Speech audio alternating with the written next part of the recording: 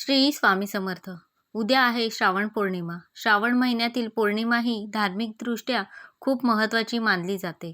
आपल्या घरामध्ये सतत काही ना काही अडचणी येत असतील, घरामध्ये वातावरण जड वाटत असेल, छोट्या-छोट्या कारणांवरून वाद होत असतील किंवा घरात शांतता राहत नसेल, तर या उपायाविषयीची संपूर्ण माहिती जाणून घ्यायची असेल तर व्हिडिओ स्किप न करता संपूर्ण बघा. आणि चॅनलवर पहिल्यांदा आला असाल तर सबस्क्राईब करा आणि बेल आयकॉनला प्रेस करा, म्हणजे जेव्हाही मी नवीन व्हिडिओ अपलोड करेन त्याचं नोटिफिकेशन सगळ्यात आधी तुम्हाला मिळेल. हा उपाय आपल्या पूर्वापार चालत आलेल्या श्रद्धा आणि परंपरेशी संबंधित आहे. त्यामुळे हा उपाय करताना मनामध्ये कोणाचंही वाईट व्हावं अशी भावना ठेवायची नाही. फक्त आपल्या घरात सुख, शांती आणि सकारात्मक वातावरण राहावं एवढीच प्रार्थना करायची आहे. यासाठी आपल्याला लागणारं एक अगदी साधी वस्तू, ती म्हणजे पिवळी मोहरी. पिवळी मोहरी तुम्हाला पूजेच्या साहित्याच्या दुकानात अगदी सहज मिळेल. फार मोठ्या प्रमाणात घ्यायची गरज नाही. थोडीशी मोहरी घेतली तरी पुरेशी आहे. आता हा उपाय कसा करायचा ते मी तुम्हाला अगदी सोप्या पद्धतीने सांगते. सगळ्यात आधी उद्या सकाळी किंवा दिवसाच्या सुरुवातीला घराची व्यवस्थित स्वच्छता करून घ्या. देवघर स्वच्छ करा.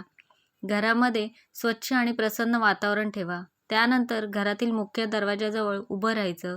उजव्या हातामध्ये थोडीशी पिवळी मोहरी घ्यायची. मनामध्ये श्री स्वामी समर्थांचं स्मरण करायचं आणि आपल्या घराच्या मुख्य दरवाजापासून सुरुवात करून त्या मोहरीने घराचा उतारा करायचा.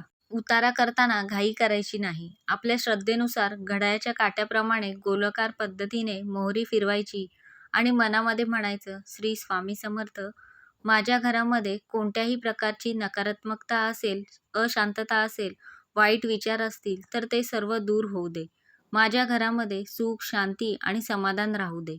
मंत्र मोठ्याने म्हणायलाच हवा असं नाही. तुम्हाला मनात म्हणायचं असेल तरी चालेल. घराचा उतारा झाल्यानंतर ती मोहरी एका वेगळ्या वाटीत ठेवायची. त्यानंतर घरातील प्रत्येक व्यक्तीचा सुद्धा याच पद्धतीने उतारा करू शकता. लहान मुलं असतील, मोठी माणसं असतील, घरातील कोणालाही तुम्ही हा पारंपरिक उतारा करू शकता. ज्या व्यक्तीचा उतारा करायचा आहे त्यांना व्यवस्थित उभं करा. त्यांच्या हातामध्ये मोहरी देण्याची गरज नाही. तुम्ही स्वतःच्या हातामध्ये मोहरी घेऊन त्यांच्या भोवती श्रद्धेने गोलाकार फिरवू शकता. विशेषतः घरामध्ये एखादी व्यक्ती सतत चिडचिड करत असेल, खूप तणावामध्ये असेल किंवा घरामध्ये एखाद्याचं आरोग्य वारंवार बिघडत असेल, तर त्यांच्या उतारांच्या वेळी देवाचं स्मरण करून चांगली प्रार्थना करा. पण इथे एक गोष्ट मी आवर्जून सांगते. हा उपाय करताना कोणत्याही व्यक्तीबद्दल मनात वाईट भावना ठेवू नका. अमुक व्यक्तीमुळे माझ्या घरात वाईट झालं असं समजून कोणावरही आरोप करू नका. आपण फक्त आपल्या घरासाठी हा उपाय करत आहोत. सगळ्यांचाच उतारा झाल्यानंतर जी मोहरी जी आहे ती एका ठिकाणी एकत्र ठेवायची आहे. आता ही मोहरी जाळण्याची एक काही ठिकाणी परंपरेनुसार केली जाते. पण सुरक्षतेची पूर्ण काळजी घ्यायची. घराच्या आत पडदे, कपडे, कागद किंवा ज्वलनशील वस्तूंच्या जवळ अजिबात करू नका. शक्यतो मोकळ्या आणि सुरक्षित जागेत. कापूर वापरत असाल तर अगदी थोडा वापरा आणि आग लावताना हात सुरक्षित अंतरावर ठेवा. मोहरी जाळताना मनामध्ये पुन्हा श्री स्वामी समर्थांचं स्मरण करा आणि अशी प्रार्थना करा, स्वामी महाराज, माझ्या घरातील सर्व चिंता, अशांतता आणि नकारात्मक विचार दूर होऊ दे.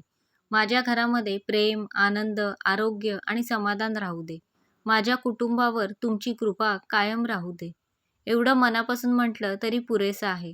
यानंतर हातपाय स्वच्छ धुवून घ्या आणि देवघरामध्ये जाऊन देवाला नमस्कार करा. या उपायाला आपण श्रद्धेचा आणि पारंपरिक उपाय म्हणून पाहायचा आहे. कोणताही उपाय केला की आपल्या घरातील प्रत्येक समस्या लगेच संपेल अशी हमी कोणीही देऊ शकत नाही. घरामध्ये आरोग्याची, आर्थिक किंवा इतर गंभीर समस्या असेल तर त्यासाठी योग्य व्यक्तीचा सल्ला आणि आवश्यक ती मदत नक्की घ्या. खूप सुंदर आहे. ती म्हणजे संध्याकाळी आपल्या देवघरामध्ये दिवा लावायचा. पौर्णिमेच्या दिवशी संध्याकाळचा दिवा लावण्याला आपल्या परंपरेमध्ये खूप महत्त्व दिलं जातं. तुम्ही तुपाचा किंवा तेलाचा दिवा लावू शकता.